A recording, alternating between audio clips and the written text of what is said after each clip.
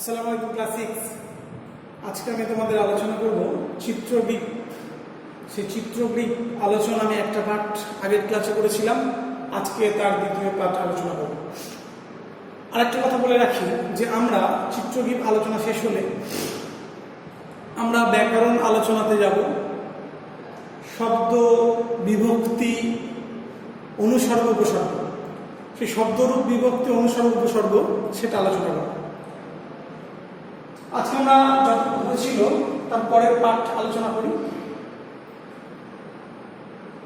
আমি আবার বলছি যে চিত্রবৃত্ত আলোচনা শেষ হলে আমরা ব্যাকরণ আলোচনাতে যাব, শব্দরূপ, বিভক্তি, অনুসর্গ, উপসর্গ, এবং যেটা এখন শিখলে ভবিষ্যতে কাজে লাগবে। তোমাদের যখন ক্লাস 10-এ উঠবে তখন ডিটেলস আরও জানতে পারবে এবং খুব ভালো এখন যদি ধারণাটা রাখতে পারো ভবিষ্যতে, তাহলে তোমাদের অনেক কাজে লাগবে। তারপরে আমরা আস্তে আস্তে টেক্সট আলোচনা করব, প্লাস ব্যাকরণ আলোচনা করব, আমরা আলোচনা করব ধাতু, ক্রিয়া, আমরা আলোচনা করব বাক্যের গঠন, ঠিক আছে, পদার্থ তো আলোচনা করবো, প্লাস টেক্সট আলোচনাতেও যাবো। আমরা আস্তে আস্তে এগিয়ে যাবো। জাস্ট পরিকল্পনাটা বললাম তোমাদের যে টেক্সট আলোচনা হবে, তার সঙ্গে সঙ্গে ব্যাকরণ আলোচনাতেও যাবো। আমরা সঞ্চয় ভিন্নাত্মক শব্দ আলোচনা করেছি, কিন্তু বাদ বাকি যে ব্যাকরণ, শব্দের গঠন বা বিভিন্ন রকম যেগুলো আছে সেগুলো আলোচনা করবো আস্তে আস্তে, সব যা যা আছে বলেছি। এরপরে দেখো চিত্রবৃত্ত আলোচনা ধনগোপাল মুখোপাধ্যায়, কথা ধনগোপাল মুখোপাধ্যায়, এবং ছবিগুলো এঁকেছিলেন, আমি আবারও বলছি, যুধাজিৎ সেনগুপ্ত, সেটা আগের ক্লাসে বলেছি। চিত্রবৃত্ত আলোচনার সময় আমরা আগের পাঠে আলোচনা করেছিলাম যে লেখকের দুটো বন্ধু ছিল, একটা হচ্ছে কড়ি হাতি, কড়ি অর্থাৎ হাতি, আর একটা হচ্ছে চিত্রবৃত্ত। তো একটা বন্ধু নাম হচ্ছে হাতি আর একটা বন্ধু নাম হচ্ছে চিত্রবৃত্ত। তারপরে লেখক আরো আমাদের জানিয়েছেন যে চিত্রবৃত্তের বাবার নাম ছিল গেরোবাজ, এক বিশেষ প্রজাতি পায়রা, আমরা আগের ক্লাসে আলোচনা করেছি।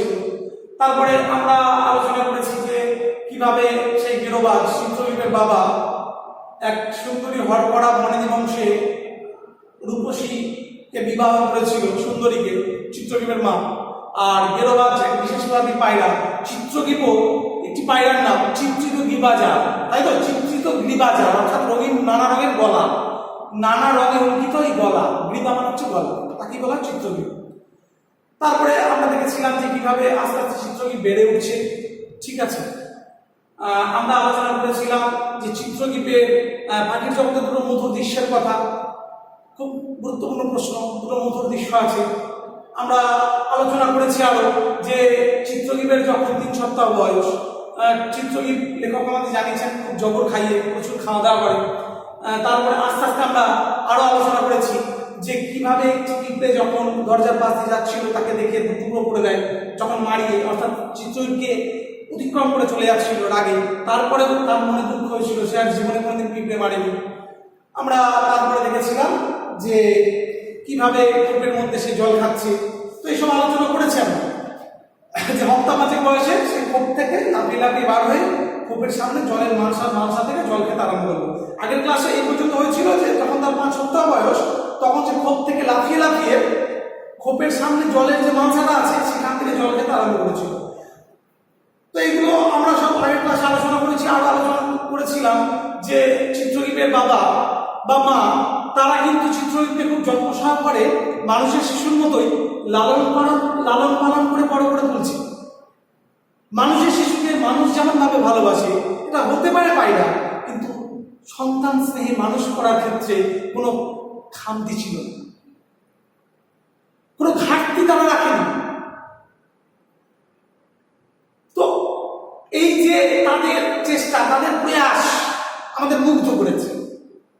আমরা দেখেছি যে চিত্রকীপ কঠিন ভুট্টা বীজ খেতে পারবে না বলে তার বাবা কিংবা মা তার মুখের ভিতরে বীজটাকে নিয়ে নরম করে, তারপরে মুখের ভিতরে যখন সেই ভুট্টা বীজটা দুধে পরিণত হচ্ছে, নরম হয়ে যাচ্ছে, তখন চিত্রকীপের মুখের ভিতরে ঢেলে দিচ্ছে। এক অসাধারণ কৌশল। এমনকি তার মা কবে জানে চিত্রকীপকে কোন জায়গায় ঠোকা মারলে কোনো বাচ্চা আঘাত হবে না এবং কখন ঠোকাটা মারতে হবে যাতে চিত্রকীপের কোনো ক্ষতি হবে না, সব কিন্তু জানে। এটা একটা অদ্ভুত কৌশল যা লেখক অবাক হয়ে গেছে এবং আমরাও অবাক, আমরা যারা পাঠক আমরাও অবাক, রীতিমতো বিস্ময় অভিভূত হয়ে যায়। তো এইগুলো আর একটা বলেছিলাম যে পাখির জগতে দুটো মধুর দৃশ্যের কথা, মা যখন ডিম ভেঙে তার বাচ্চাকে প্রকাশ করে, আর একটা কি যখন তাকে ডানা দিয়ে জড়িয়ে থাকে আর ঠোঁট দিয়ে খাওয়ায়, তাই তো? এগুলো বলেছি যে পাখির জগতে দুটো মধুর দৃশ্য আছে। একটা কি না যখন ডিম ভেঙে তার বাচ্চাকে প্রকাশ করে, ডিমটা ভাঙলো তার বাচ্চাকে প্রকাশ করলো। আরেকটা কি না যখন সে তার ডানা দিয়ে জড়িয়ে থাকে, ডানা দিয়ে জড়িয়ে থাকলে এবং ঠোঁট দিয়ে খাওয়া। ঠিক আছে, তো এইগুলো আমি আলোচনা করেছি অলরেডি। আজকে আমি তার পরের পাঠ যতটা হয়েছিল তারপর আলোচনা করব। সকলে টেক্সট বইটা ফলো করবো। আগের ক্লাস যতটা হয়েছিল দেখো যে হপ্তা 5 বয়সে সে খোপ থেকে লাফিয়ে লাফিয়ে বার হয়ে খোপের সামনে জলের মালসা থেকে জল খেতে আরম্ভ করলেন। এগুলো তো হয়েছিল। আজকে দেখো পরের পাঠ। ঠিক সেই সময় আমি এক আবিষ্কার করব। আগে জানতাম না পায়রারা কেমন করে আধির মধ্যে উড়েও অন্ধ হয় না। ভালো করে বলছো, আধি মানে কি আগে লিখে নিন।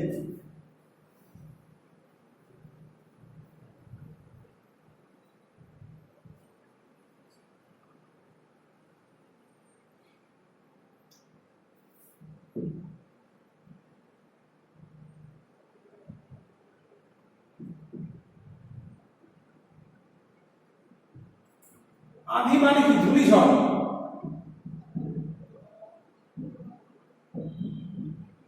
ধূলিঝড় বা ঝড়। ধূলিঝড় বা ঝড় আধি মানে, ঠিক আছে? আধি মানে ধূলিঝড় বা ঝড়। তো লেখক সে সময় একটা আবিষ্কার করেছে। কি সেটা না আগে জানতেন না লেখক যে পায়রারা কেমন করে আধির মধ্যে, অর্থাৎ ধূলিঝড় যখন ঝড় দেয় ধুলো ওড়ে, সেই ধূলিঝড়ের মধ্যে উড়ে বন্ধ হয় না। অর্থাৎ আমরা কি বুঝলাম এখানে যে যখন প্রচন্ড ঝড় দেয়, প্রচন্ড ধুলো ওড়ে, ঠিক তখন পায়রারা সেই ঝড়ের মাঝে উড়ে যেতে পারে। তাদের চোখে ধুলো লাগলেও তারা কিন্তু দেখতে পায়, অর্থাৎ ধুলোর মধ্যেও তারা দৃষ্টি হারায় না, তারা অন্ধ হয় না, তারা কিন্তু সক্ষম। প্রচন্ড ঝড় দিচ্ছে, ধুলো উঠছে, সেই প্রচন্ড ঝড় যখন বইছে আর যখন চারিদিকে ধুলো উঠছে তার মধ্যেও পায়রারা কিন্তু যেতে সক্ষম। পায়রাদের কোনো ক্ষতি হয় না, পায়রারা দেখতে পায়, পায়রা তাদের দৃষ্টি হারিয়ে ফেলে না ওই ধুলোর মধ্যে, ধূলিঝড়ের মধ্যে। নিয়ত চিত্রকীপের ভাবকে লক্ষ্য করতে করতে একদিন নজরে পড়ল তার চোখের উপরে একটি পাতলা পর্দা। ভাবলু তার চোখে বুঝি ছানি পড়ছে, সে বুঝি দৃষ্টিশক্তি হারাতে বসেছে। আতঙ্কে হাতখানা বাড়িয়ে দিল তাকে মুখের কাছে টেনে এনে ভালো করে পরীক্ষা করবার জন্য। অমনি সে তার সোনালি চোখ খুলে ফেলে খোপের পিছন পানে পুরে সরে গেল। তবুও তাকে আমি চেপে ধরে ছাদের উপর নিয়ে গেল। তারপর বৈশাখের জ্বলন্ত সূর্যের আলোয় তার চোখের পাতা খুব ভালো করে পরখ করলো। হ্যাঁ, রয়েছে মাঝে ঘুরিয়ে ঘুড়ির কাগজের মতো ফিনফিনে। এই পর্যন্ত দিয়েছে। আমাদের ভালো করে বুঝতে হবে। প্রত্যেকদিন লেখক চিত্রকীপের বাবা গিরোমাছকে লক্ষ্য করলেন যে কেন এটা কেন হচ্ছে। ধুলি ঝড় যখন ধুলো দিচ্ছে, প্রচন্ড ধুলো হয়েছে, ঝড়ের মধ্যেও উড়ে যাচ্ছে, অথচ তাদের কোনো ক্ষতি হচ্ছে না। এর কারণটা কি? লেখক প্রত্যেকদিন চিত্রকীপের বাবাকে ফলো করতে লাগলেন। এমনি করে একদিন লেখকের নজরে পড়লো কি না তার চোখের উপর একটা পাতলা পর্দা। ঠিক এই সময় নিয়ত নজর রাখছেন কার দিকে? চিত্রকীপের বাবার দিকে। গেরোবাচ্ছে যে কেন তারা দৃশ্যকে হারায় না, প্রচন্ড যখন ধূলিঝড় হয় কেন তাদের কোনো ক্ষতি হয় না। তো নিয়ত অর্থাৎ প্রত্যেকদিন নিয়মিতভাবে লেখক একটু নজর রেখেছিলেন। তো হঠাৎ করে তার চোখে পড়লো, একদিন হঠাৎ করে নজরে পড়লো কি তার চোখের উপর একটা পাতলা পর্দা। কার? অর্থাৎ চিত্রকীপের বাবাকে লক্ষ্য করেছেন লেখক। চিত্রকীপের বাবাকে প্রত্যেকদিন একটু একটু করে কি করছিলেন? নজর রাখছিলেন, ঠিক আছে, তাকে ফলো করছিলেন, তো লক্ষ্য করছিলেন। তো লক্ষ্য করতে করতে একদিন নজরে পড়লো তার চোখের উপর একটা পাতলা পর্দা। লেখক ভাবলেন তার চোখের প্রতি ছানি পড়েছে। ছানি মানে কি? আমরা জানি বয়স্কদের চোখের উপরে পর্দা পড়ে, যারা বয়স্ক, যাদের অনেক বয়স হয়ে গেছে, সেই বয়স্ক ব্যক্তিদের চোখের উপরে ঠিক একটা পাতলা পর্দা পড়ে, জানো তো, আস্তরণ পড়ে, যার ফলে দৃষ্টিশক্তি বয়স্কদের ক্ষীণ হয়ে যায়। কখনো কখনো বয়স্করা দৃষ্টিশক্তি হারিয়ে ফেলে। এই ছানিটা কি না, বয়স্কদের চোখের উপরে একটা পাতলা পর্দা লক্ষ্য করা যায়, একটা আস্তরণ পড়ে, যার ফলে বয়স্করা কি করে না, তাদের দৃষ্টিশক্তি ক্ষীণ হয়ে যায় কিংবা দৃষ্টিশক্তি হারিয়ে ফেলে। তো লেখক প্রথমে ভেবেছিলেন যে হয়তোবা চোখে ছানি পড়েছে, যেহেতু চিত্রশিল্পের বাপকে লক্ষ্য করছিলেন লেখক। একদিন হঠাৎ করে পাতলা পর্দা দেখতে পেলেন চিত্রশিল্পের বাপের এই চোখে, অর্থাৎ গেরোবাজের চোখে। তাই কি বললেন, লেখক ভাবলেন যে হয়তো বয়স্কদের মতোই ছানি পড়েছে, হয়তো চিত্রশিল্পের বাবা দৃষ্টিশক্তি হারাতে বসেছে, চিত্রশিল্পের বাবা তার দৃষ্টিশক্তি হয়তো হারাতে বসেছে, ক্ষীণ হতে হতে হতে হতে আস্তে আস্তে বিলুপ্ত হয়ে যেতে পারে তার দৃষ্টিশক্তি। এটা লেখক প্রাথমিক অবস্থায় কিন্তু বুঝেছিলেন। আসলে তা নয়, ভালো করে বোঝো বাবা, আসলে কিন্তু তা নয়। লেখকের ভুল ধারণা আস্তে আস্তে কিভাবে সঠিক ধারণায় পরিণত হলো সেটা আমরা আলোচনা করব। দেখ, আতঙ্কে হাতখানা বাড়িয়ে দিল লেখক, আতঙ্কে হাতখানা বাড়িয়ে দিল, তাকে মুখের কাছে টেনে এনে ভালো করে পরীক্ষা করবার জন্য। হঠাৎ করে আতঙ্কে ভয় পেয়ে গেছে, রীতিমত ভীত, ত্রস্ততার কাজ করছে লেখকের মধ্যে। সঙ্গে সঙ্গে হাতটা বাড়িয়ে দিলেন আতঙ্কে এবং তাকে মুখের কাছে টেনে এনে, ঠিক আছে, ওই যে চিত্রশিল্পের বাবা গেরোবাজকে মুখের কাছে টেনে এনে ভালো করে পরীক্ষা করতে লাগলেন। গেরোবাজ হলো একটা পায়রা, বিশেষ প্রজাতির পায়রা, আর চিত্রশিল্প হচ্ছে সেই গেরোবাজের ছেলে, চিত্রশিল্প পায়রা। তো চিত্রশিল্পের বাবা গেরোবাজ একটা বিশেষ প্রজাতির পায়রা। তো গেরোবাজকে ভালো করে এনে লক্ষ্য করলেন, আতঙ্কে রীতিমতো ভয় পাচ্ছে লেখক যে হয়তো দৃষ্টিশক্তি কি হারিয়ে যাবে, হয়তো দেখতে পাবে না, হয়তো কি দৃষ্টিশক্তি এর হারাতে বসলো নাকি। তো ভালো করে পরীক্ষা করবার জন্য অমনি সে তার সোনালি চোখ খুলে ফেলে খোপের পিছন পানে টুপ করে চলে গেল।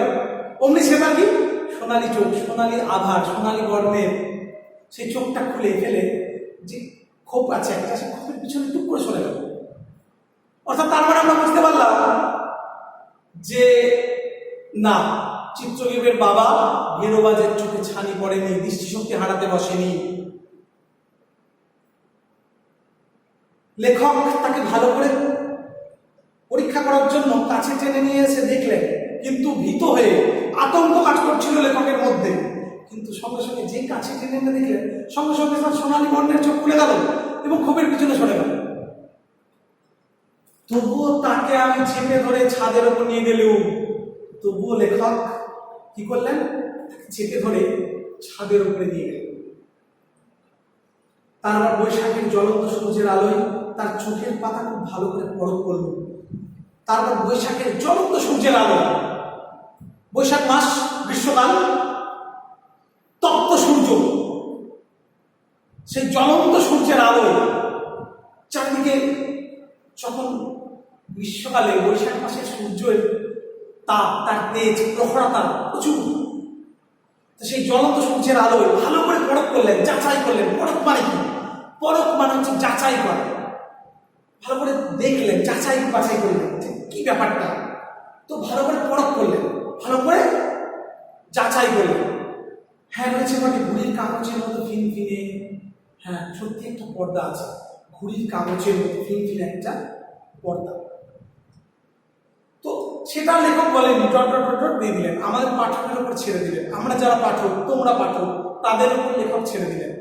হ্যাঁ সত্যি বৈশাখের জ্বলন্ত সূর্যের আলোয় চোখের পাতাটা ভালো করে পরখ করে দেখলেন। ছাদে নিয়ে চলে গেছেন লেখক, সঙ্গে সঙ্গে বৈশাখের জ্বলন্ত সূর্যের আলোয় একদম নির্মল স্বচ্ছ পরিষ্কার আলোয় ভালো করে দেখলেন। হ্যাঁ একটা পাতলা পর্দা আছে, ওই কি একটা ফিনফিনে ঘুড়ির কাগজ দেখেছো তো, সেই ঘুড়ির কাগজের মতো ফিনফিনে একটা পাতলা জিনিস, ঠিক তার মধ্যে একটা আস্তরণ আছে পায়রার উপরে, চোখের উপরে, যাতে করে, যার ফলে পায়রা প্রচন্ড ধূলিঝড়ের মধ্যেও কিন্তু এগিয়ে যেতে সক্ষম, তাদের বিন্দু মাত্র ক্ষতি হয় না। এটাই ভীষণ ইন্টারেস্টিং বিষয়।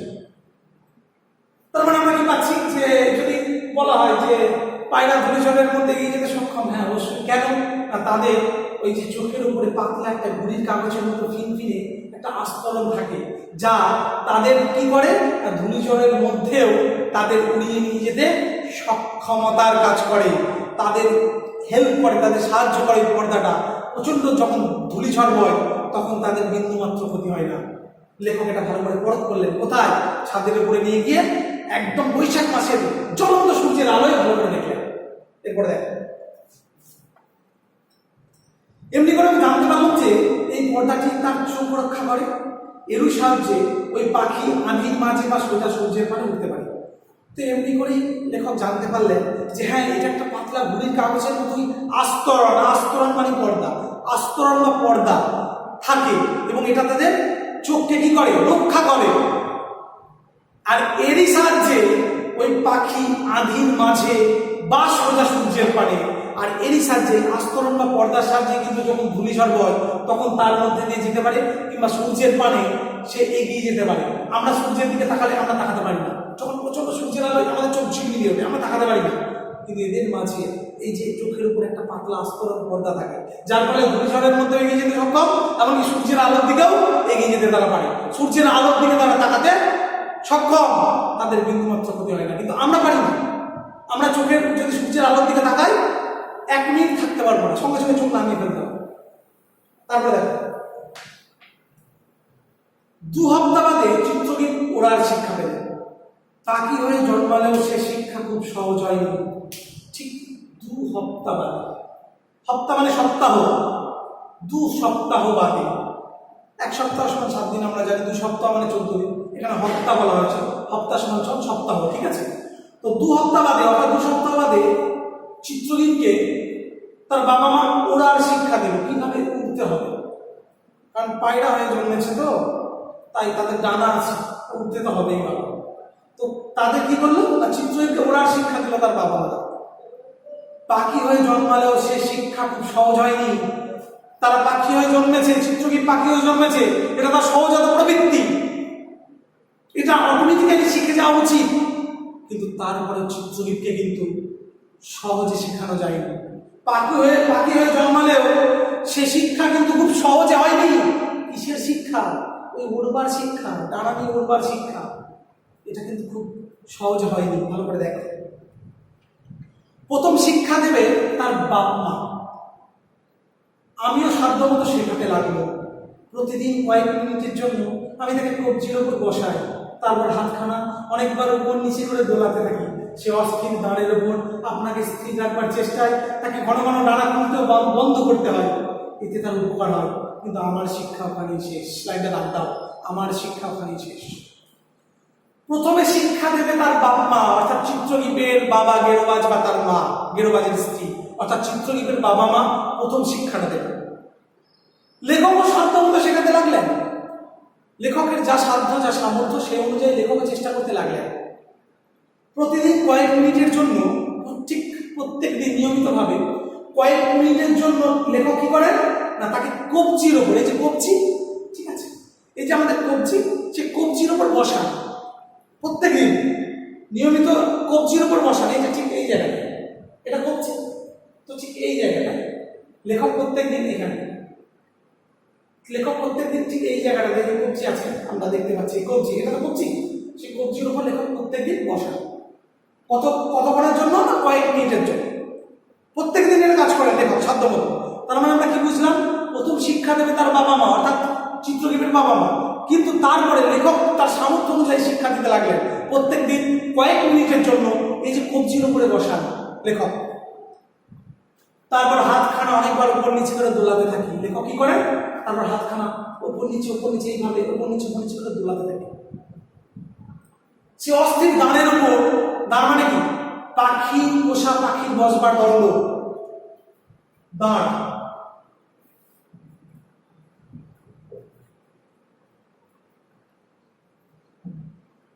পোষা পাখি, কিন্তু এখানে একটা ব্যঞ্জন আছে, ভালো করে বলছি, লক্ষ্য করো। সাধারণত পোষা পাখির বসবার দণ্ড, কিন্তু এটা এখানে ব্যঞ্জন আছে। এখানে কি? এখানে বসেছে কিন্তু লেখকের কবজির উপর, এখানে কিন্তু বসেছে লেখকের কবজির উপর, এখানে কোনো দণ্ড নেই। এখানে কিন্তু লেখকের কবজির উপর বসেছে, এটা ব্যঞ্জনা।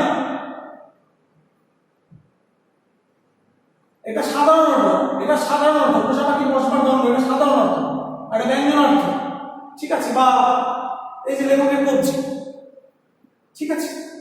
তো লেখকের কবজির উপর প্রত্যেকদিন লেখক বসান কয়েক মিনিটের জন্য এবং ওপর নিচে করে এভাবে দোলাতে থাকে। সে অস্থির দাঁড়ের উপর, অস্থির কারণ সেটা স্থির নয়, এইভাবে দোলাচ্ছে লেখক প্রত্যেকদিন নিয়মিত কয়েক মিনিটের জন্য দোলান। অর্থাৎ এটা সাধ্য মতো এই কয়েক মিনিটের জন্য লেখক কিন্তু দোলাতেই থাকেন প্রতিনিয়ত, প্রত্যেক দিন। সে অস্থির দাঁড়ের উপর আপনাকে স্থির রাখবার চেষ্টায় তাকে ঘন ঘন ডানা খুলতে বন্ধ করতে হয়। ভালো করে বোঝো বাবা, এটা তো অস্থির, এটা তো স্থির নয়, এক জায়গায় দাঁড়িয়ে রাখেননি লেখক এই কবজির উপর, সেটাকে এইভাবে দোলাচ্ছে।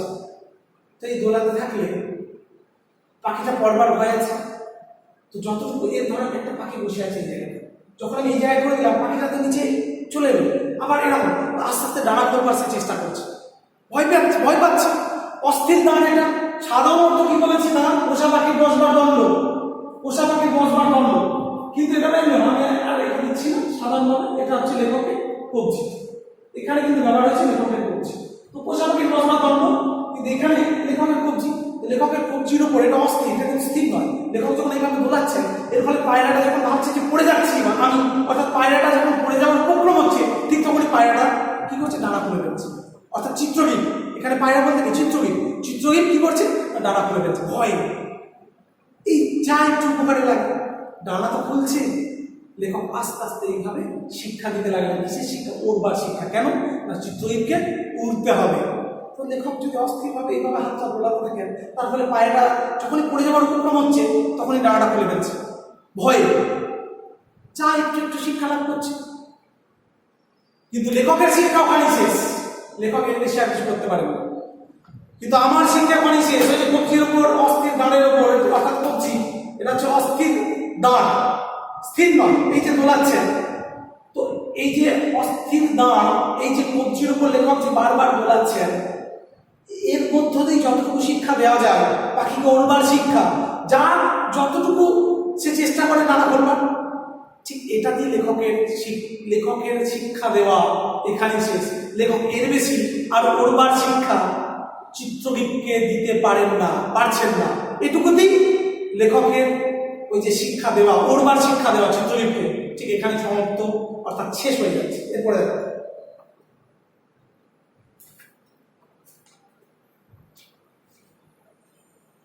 যাই হোক, জ্যৈষ্ঠ মাস শেষ হওয়ার অনেকদিন আগে তার বাপ ছেলের শিক্ষার ভার নিল। সেদিন সারাদিন দক্ষিণা বাতাসে শহরের উপরকার আকাশ তপ্ত হতে পারেনি। সে বাতাস সবে মাত্র থেমেছে। আকাশ স্বচ্ছ নির্মল, উজ্জ্বল নীলকান্ত মনের মতো। চারিদিকে এখন পরিষ্কার যে অনেক দূর পর্যন্ত শহরের গৃহচূড়া দেখা যাচ্ছে। আরো দূরে মাঠ, বাগান, শস্যক্ষেত্র নজরে পড়েছে। বাপ উড়ে বেড়াচ্ছিল, নেমে এসে ঠিক তার পাশে এসে বসে। ছেলের পানে কেমন এক অদ্ভুত রকমের সে চাইলে, তার মানে যেন বলিপুরের সর্দার, বয়স তো প্রায় 3 মাস হলো, এখন উড়বার সাহস হয় না, তুই কি বল দেখি, পায়রা না কিছু। বেলা প্রায় 3টের সময় চিত্রগীত ছাদের পাতা পাঁচিলের উপর রোদ পাচ্ছে, ভালো করে দেখা। তো যাই হোক, জ্যৈষ্ঠ মাস শেষ হবার অনেকদিন আগে, জ্যৈষ্ঠ মাস কখনো শেষ হয়নি, জ্যৈষ্ঠ মাস শেষ হবার ঠিক অনেকদিন আগে তার বাপ, চিত্রগীতের বাপ গেরোবাজ, চিত্রগীতের ওড়ার শিক্ষার ভাগটা নিল। চিত্রগীতের বাপ গেরোবাজ তার ছেলেকে, তিনি যে ওড়াতে সক্ষম হবেন সে দায়িত্বটা কিন্তু কাঁধে তুলে নিল। কে? চিত্রগীতের বাপ। এরপরে দেখো, সেদিন সারাদিন দক্ষিণা বাতাসে একটা প্রাকৃতিক পরিবেশের বর্ণনা লেখক দিচ্ছেন। সেদিন সারাদিন দক্ষিণা বাতাসে শহরের ওপরকার আকাশ তপ্ত হতে পারেনি। যেদিনটার কথা বলা হচ্ছে, ঠিক সেদিন একটা দিনের কথা বলা হচ্ছে। এখানে কোন দিন লেখক এটা জানেন না, খালি উল্লেখ করেছেন সেদিন, অর্থাৎ কোন একটা দিনের কথা বলা হচ্ছে যেদিন কি সারাদিন দক্ষিণ দিকের বাতাস শহরের উপর, তো দক্ষিণা বাতাসে শহরের উপরকার আকাশ তপ্ত হতে পারে, অর্থাৎ দক্ষিণ দিকের বাতাস বইছিল তখনও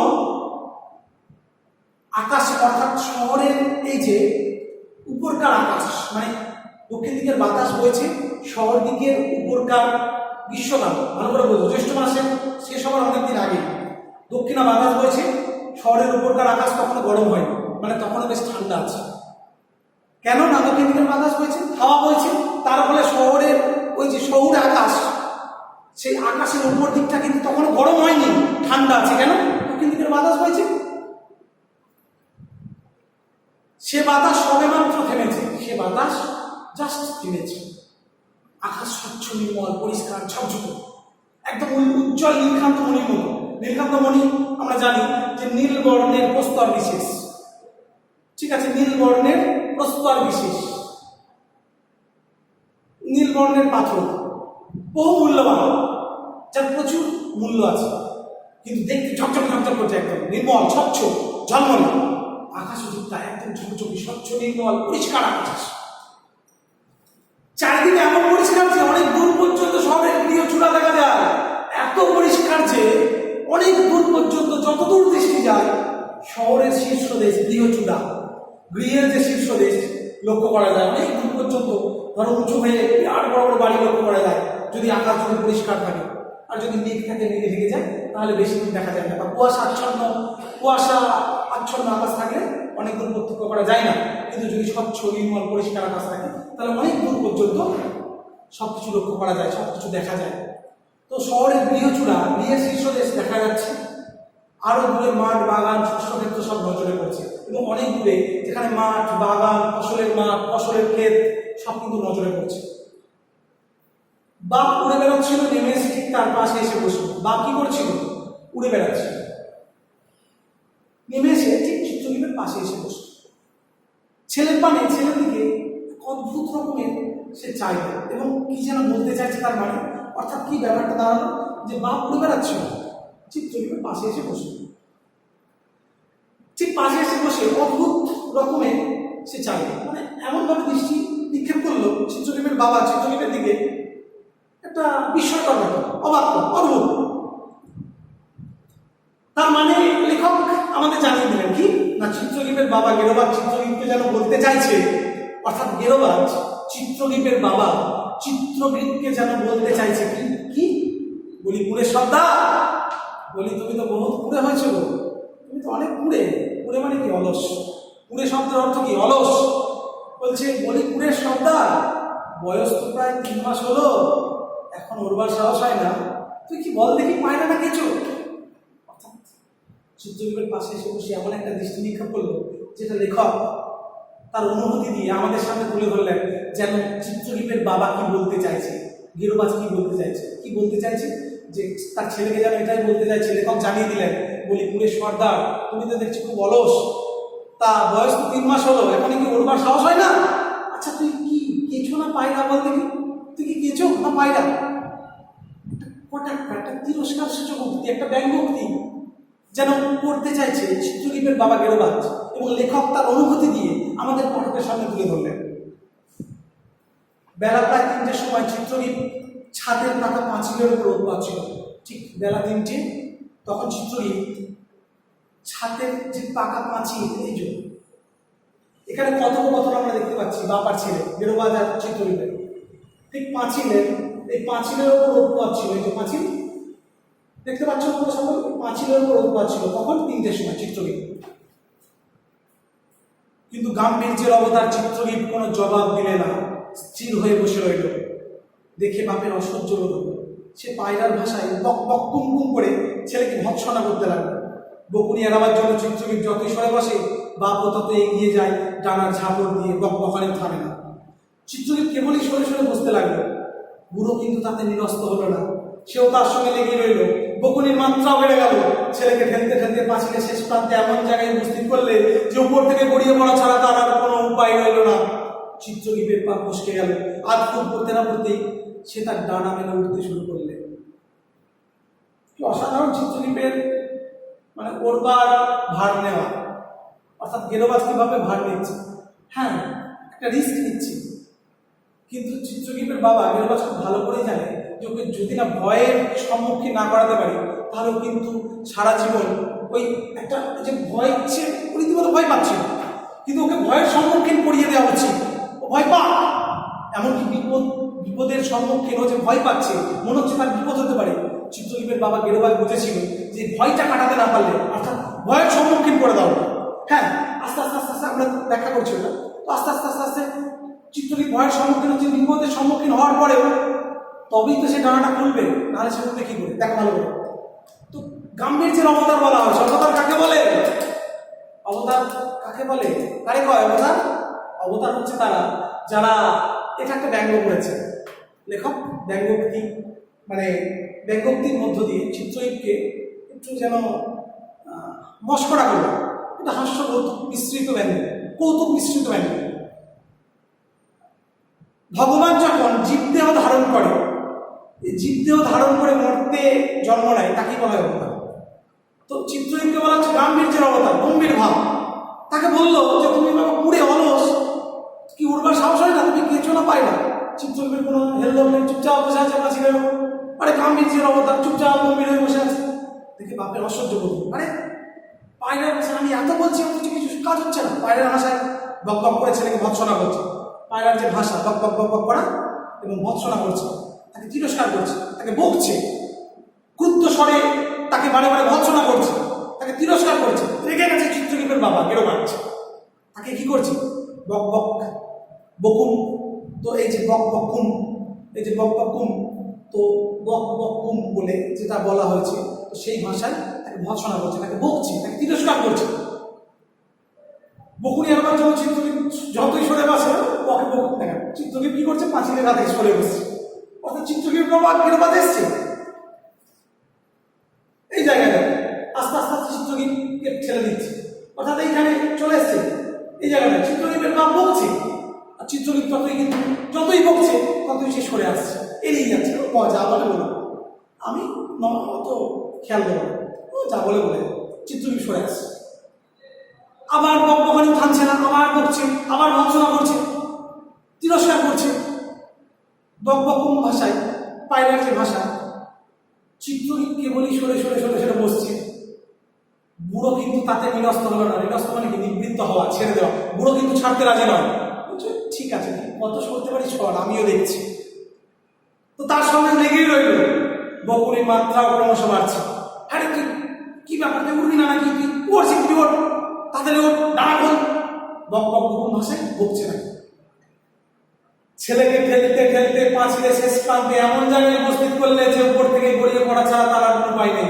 অর্থাৎ ছেলেকে ঠেলতে ঠেলতে ঠেলতে ঠেলতে, মানে গেরোবাজ যতই বকছে চিত্রদীপ ততই সরে যাচ্ছে। সরতে সরতে সরতে সরতে আস্তে আস্তে ঠিক এমন জায়গায় উপস্থিত করলো যে তার পড়ে যাওয়া ছাড়া আর কোনো উপায় নেই। অর্থাৎ বিপদের সম্মুখীন করা, যে ভয়টা সে পাচ্ছিল।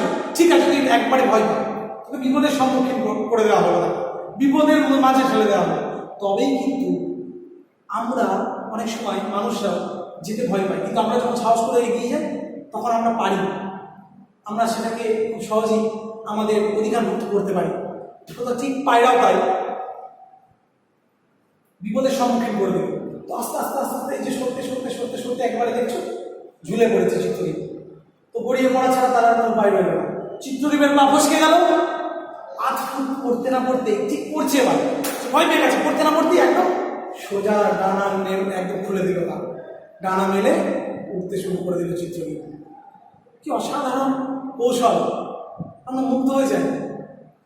এখন আমাদের মনে প্রশ্ন জাগবে, বা তোমাদের মনে প্রশ্ন জাগবে, স্যার তাহলে কি গেরোবাজ তার ছেলে চিত্রদীপকে ভালোবাসে না? বাসে, কিন্তু কে না চায় তার ছেলে বা তার মেয়ে, ধরো না তোমরা ছোট আছো, ঠিক আছে, তোমরাও, তোমার বাবা মারাও চায় একটা ভালো কিছু শিখুক, ভালো জায়গায় যাক, প্রতিষ্ঠা পাক। তো গেরোবাজ চেয়েছে তার ছেলে যেন উঠতে শিখুক, কে না চায়?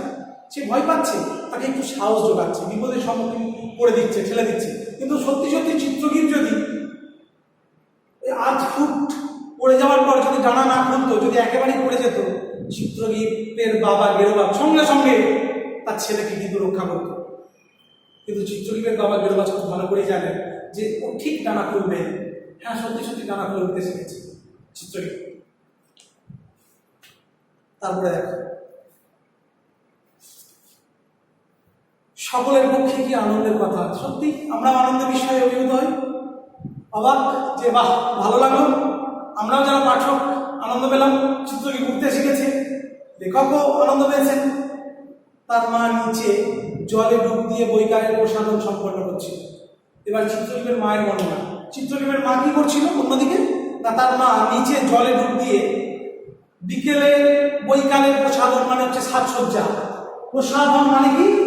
সাজসজ্জা, সাজগোজ করা, ঠিক আছে। প্রসাধন মানে হচ্ছে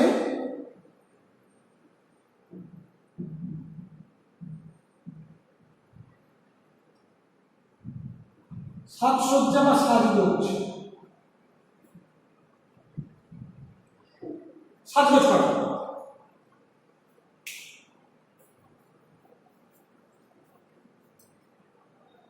তো তার মা অন্যদিকে জলে ডুব দিয়ে বিকেলের যে সাজগোজ সাজছিল আর কি, সাজসজ্জা করছিল, সাজগোজ করছিল।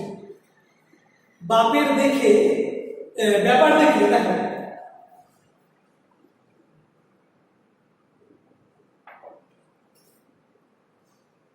সাজগোজ, ঠিক আছে। এবার দেখো তার মা অন্যদিকে কি জলে ডুব দিয়ে বৈকালের সাজসজ্জা সে সম্পন্ন করছিল। ব্যাপার দেখে সিঁড়ি দিয়ে উঠে এসে ছেলের সঙ্গে উঠতে শুরু করলেন। ছাদের উপর অন্তত মিনিট 10 চক্রাকারে উঠে তারা নেমে এলো। ছাদে পৌঁছে মা দস্তুর মাফিক ডানা গুটিয়ে স্থির হয়ে বসলো। কিন্তু চিত্রকীপের কথা অন্য। ছোট ছেলে ঠান্ডা গভীর জলে গিয়ে পড়লে যেমন ভয় পায়, তার তেমনি অবস্থা। তার সারা দেহ কাঁপছে। নেমে এসেও ছাদের উপর পা পাততে পারছে না। তাল সামলাবার জন্য ডানা ছটফট করে সে পিছলে বেড়াতে লাগলো। পায়ে যেন চাকা বাঁধা আছে, উত্তেজনায় সে হাঁপাচ্ছে। তার মা এগিয়ে গিয়ে তার গা ঘেঁষে দাঁড়ালো। কাজ ঠিক মতো সম্পন্ন হয়েছে বুঝে চিত্রকীপের বাপ চিত্ত বলে স্নান করতে নেমে গেল। পারিবারিক কাহিনী হতে পারে, এটা পায়, এটা পারিবারিক কাহিনী। তো ব্যাপার দেখে চিত্রকীপের বাবা যেভাবে তাকে উঠতে শেখালো, সে সমস্ত ব্যাপার দেখে সিঁড়ি দিয়ে উঠে এসে, কারণ তার মা জলে ডুব দিয়ে বিকেলে সাজসজ্জা সারছিল, সিঁড়ি দিয়ে উপরে উঠে এসে কি করলো? ছেলের সঙ্গে উঠতে শুরু করে দিল তার মা। অর্থাৎ তার মা আনন্দ পেয়েছে, যাক আমার ছেলে তাহলে উঠতে শিখলো। ছাদের উপর অন্তত মিনিট 10 চক্রাকারে উড়ে ছাদের উপর অন্তত 10 মিনিট ওই চাকার মতো, চক্রাকারে মানে কি চাকার মতো ঘোরা, এদিক ওদিক 10 মিনিট ধরে 2 মাইলাটায় ছেলে আর মা মিলে উঠতে শুরু করলো। উঠতে উঠতে উঠতে উঠতে একটা সাধারণ মা এবং ছেলের ভালোবাসা। যাক আমার ছেলে উঠছে, আমি একটু সঙ্গ দিই না, আমার ছেলের একটু সঙ্গ দিই না। তো দুজনা মাইলাটায় মিলে উঠছে। উঠতে উঠতে উঠতে উঠতে এসে তারা নেমে এলো। ছাদে পৌঁছে মা দস্তুর মাফিক ডানাগুটি স্থির হয়ে বসলো, কারণ তার মা তো উঠতে যাবে, কোনো সমস্যা হবে না, একদম রীতিমতো ডানাগুটি স্থির হয়ে চুপচাপ বসে পড়লো তার মা। কিন্তু চিত্রকীপের কথা বললো, সে আজ নতুন উঠতে শিখেছে। আজ তার নতুন উঠতে শেখা। ছোট ছেলে ঠান্ডা গভীর জলে গিয়ে পড়লে যেমন ভয় পায়, হঠাৎ একটা বাচ্চা ছেলে ধরো হাঁটতে হাঁটতে হাঁটতে হঠাৎ ঠান্ডা গভীর জলে গিয়ে পড়েছে, ভয় পাচ্ছে যেমন ভয় পায়। চিত্রকীপের অবস্থা ঠিক আজকের দিনে তাই। আজ নতুন উঠতে শিখেছে, তাই সে তাল সামলাতে পারছে না। ছোট ছেলে ঠান্ডা গভীর জলে গিয়ে পড়লে যেমন ভয় পায়, তারও ঠিক একই অবস্থা, চিত্রকীপেরও ঠিক একই অবস্থা। তার সারাদেহ ভয় কাঁপছে। নেমেছেও ছাদের উপর পাটা পাততে পারছে না। ভাবছে ওরে বাবা, আমি এতক্ষণ ধরে উঠলাম, এবার কিভাবে নামবো? তো পা পাততে পারছে না। ঠিক তাল মানে হচ্ছে ব্যালেন্স, সমতা রক্ষা করা। সেই ব্যালেন্স রক্ষা করার জন্য, সমতা রক্ষা করার জন্য ডানা ঝটপট করে সে পিছলে বেড়াতে লাগলো। কত সে পিছলে বেড়াতে লাগলো। পায়ে যেন চাকা বাঁধা আছে, অর্থাৎ এক জায়গায় সে স্থির হয়ে দাঁড়াতে পারলো না, করে গড়িয়ে গেল, মানে সঙ্গে সঙ্গে স্থির হয়ে গড়িয়ে গেল। উত্তেজনায় সে হাঁপাচ্ছে যে ওরে বাবারে আজকে একটা কি হলো, মানে আজকে তো তার নতুন ঘুরতে শেখা। তার মা এগিয়ে গিয়ে তার গা ঘেঁষে দাঁড়ালো, সঙ্গ দিল। ওরে পাগল, আজকে তুই উঠতে শিখেছিস, আজকে তো তোর এটা হবে। সঙ্গে সঙ্গে তার মা চিত্রকীপের গা ঘেঁষে দাঁড়ালো, যেন তাকে একটু সাহস যোগাচ্ছে, একটা সাহস যোগাবার যেন একটা প্রয়াসী হয়েছে তার মা, চিত্রকীপের মা। কাজ ঠিক মতো সম্পন্ন হয়েছে বুঝে চিত্রকীপের বাপ তৃপ্ত মনে স্নান করতে নেমে গেল। চিত্রকীপের বাপ এবার কি ভাবলো? যাক, কাজটা ঠিক মতো সম্পন্ন হয়েছে, আর কোনো চিন্তা নেই, তাদের ছেলে উঠতে শিখে গেছে। তো আর কোনো চিন্তা নেই, একদম নিঃসংকোচে আনন্দিত চিত্তে কি করলো তার বাপ? স্নান করতে নেমে গেল। চিত্রকীপের বাপ বেরোবার স্নান করতে চলে গেল, নেমে গেল। এইখানে তোমাদের চিত্রকীপ শেষ হচ্ছে। তোমাদের কাজ কি? তোমাদের কাজ হবে ধনগোপাল মুখোপাধ্যায়ের কোন বইয়ের চিত্র বললে তার লেখা। দেখো এইখানে এই এই জায়গাটা আমি এগুলো আলোচনা করেছি, লেখক জীবন পরিচিতি, লেখকের জীবন পরিচিতি আলোচনা করেছি। চিত্রলিপি নামক ছবিটিতে চিত্রলিপির বাবা মায়ের আচরণ তোমার কেমন লাগলো তা নিয়ে কয়েকটা বাক্য লেখো। এটা তোমরা নিজেদের মতো করে লিখতে পারবে, ঠিক আছে? তোমার কেমন লেগেছে? চিত্রলিপি নামক ছবিতে গল্পটি করে চিত্রলিপির বাবা মায়ের আচরণ তোমার কেমন লেগেছে? একজন সাধারণ মানুষের মতোই তার বাবা মা আচরণ করেছে। সন্তান স্নেহ যেভাবে সন্তানকে বাবা মারা ভালোবাসে, মানুষের শিশুকে যেভাবে ভালোবাসে চিত্রলিপির বাবা মার ক্ষেত্রেও তার ব্যত্যয় ঘটেনি, তার ব্যতিক্রম ঘটেনি। কিভাবে তোমরা লিখবে আমি যেটা আলোচনা করেছি খুব সুন্দরভাবে উপস্থাপন করবে। আর কিছু করার দরকার নেই, ছবিটি আঁকতে বলেছে দরকার নেই, তোমরা মূল টেক্সটটা পড়বে। এখান থেকে আমি বলেছি পাখির জগতে দুটো মধুর দৃশ্য আছে, দৃশ্য দুটি কি কি, চিত্রলিপি মানে কি, চিত্রলিপির বাবার নাম কি, চিত্রলিপির বাবা কোথায় বিয়ে করেছিল, ঠিক আছে? এই সমস্ত প্রশ্ন কিভাবে তার বাবা তাকে উঠতে শেখালো, ঠিক আছে? ভুট্টা বীজ, কঠিন ভুট্টা বীজ না খাইয়ে তাকে মুখের মধ্যে রেখে, বাবা মা মুখের মধ্যে রেখে যখন দুধে পরিণত হয় নরম ভুট্টা বীজ খাওয়ায়। তো এই সমস্ত প্রশ্ন, এই সমস্তগুলো ভালো করে বললেই হবে টেক্সটে। আর এইটা করে রাখবে যে চিত্রলিপির বাবা মায়ের আচরণ তোমার কেমন লেগেছে, নিজের মতো করে তাহলেই হবে। আমি আর প্রশ্ন উত্তর এখানে নেই, এরপরে আমরা ব্যাকরণ আলোচনা করবো, ঠিক আছে? শব্দরূপ, বিভক্তি, অনুসর্গ, উপসর্গ খুব গুরুত্বপূর্ণ জায়গা, ভবিষ্যতে কাজে লাগবে অবশ্যই তোমাদের। আমরা এটা আলোচনা করবো। আজকে আমি এখানে ক্লাস শেষ করছি, তোমরা সকলে ভালো থেকো।